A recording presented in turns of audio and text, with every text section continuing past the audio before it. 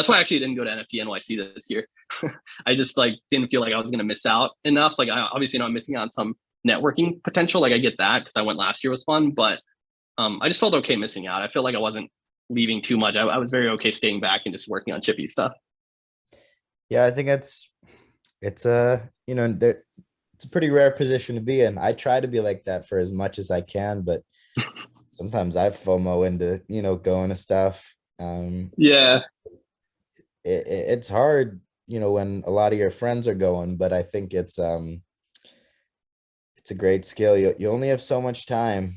You only, yeah, you don't get more of it, and you don't know when you're not going to be able to have as much luxury with your free time. Like you just yeah. you just don't know. So you gotta be a, you know, jerk sometimes with your time and like, you know, and even then, like that's a smart business decision not to go. If you're allocating all this time to thought and not stress and travel, which is the least productive Yeah, thing in the world, by the way. Traveling, like just going from place to place, is not productive in any way. It's just yeah. waste Well, of time. I agree. Well, it was so it's so crazy because VCon just happened in May, and originally I was going to go to VCon. I had my hotel, my flight, my VCon ticket, and it was like a week and a half before VCon, and I was ready to go, and out of nowhere, dude, it was the weirdest thing. Out of nowhere, I was like, I know I'm gonna like want to go to VCon because I actually, I launched VFriends. Like I actually have this weird attachment to it too, not just getting to meet the people, but dude, I was looking back at everything, and I've been just working on Chippy all in since like early February. Like I stopped consulting. I just went like, this is it. I have enough savings for 3 months. I'm just gonna like make Chippy's world. Hopefully it works. And I've been working so hard at it and launching Chippy and all that that like I was like I could go to VCon and be surrounded by all this NFT stuff. Or I could just use that time and me and my girlfriend, we can go to Disney World and just like not talk about NFTs, not talk about anything, and actually take time to spend with each other and just be away from everything and use that as a relaxation, like a real break. And that's what I decided on. It was the weirdest thing. I never thought I would choose anything over VCon because I was so excited for VCon, but ultimately it felt right. I just felt like a good. I just knew I needed rest more than the not FOMO, like being able to FOMO into something. And it was cool, man. I felt like so relaxed and like refreshed when I came back. And obviously I caught up with all my people that went to VCon. That's awesome. That's awesome. A lot of self-awareness there. It's great, dude. Yeah, I'm trying to be as much like that as I can, and I think everybody should. It's very, yeah, it's beautiful be able to be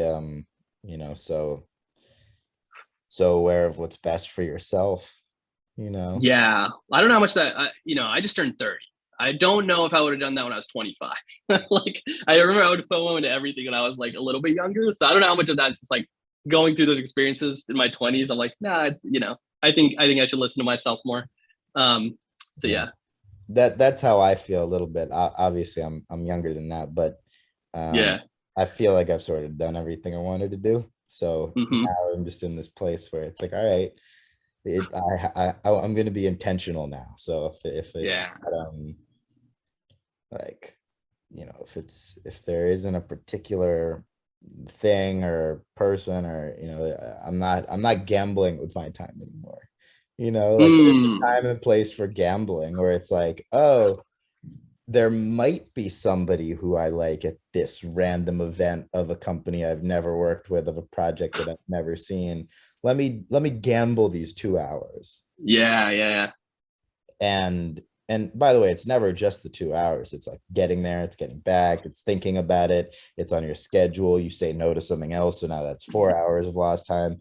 But yeah. Hmm. um, and then you might end up meeting somebody amazing. But when you're at a certain point, you're all Yeah. there. There's a lot of amazing things and Well, people and places. 100%. And like I also think like with Chippy's world, at least, like even though we don't have like a roadmap, I know exactly what I need to do over the next couple months. Like I already like, you know what I mean? Like I have my own personal roadmap that I'm working towards, and I know exactly what the deadlines are. I know what success looks like. I know what failure looks like. And so because of that, I'm so like, here's everything that's going to happen. And I don't want to say I'm not like fluid at all. Like obviously I'm open to certain things, But for the most part, I'm just staying on course and I'm trying to hit all these benchmarks that I've set for myself that I know is going to be good for Chippy's brand, myself, the holders. And so for me, it's like part of me is also just like, I'm okay missing out on things because I'm just already focused. I already know what I need to do. And if I can hit all these things, I'm successful. And so that's what I'm always working on. It's like, am I moving further along these goals that I have and these deadlines I have? And if not, then I need to get on track.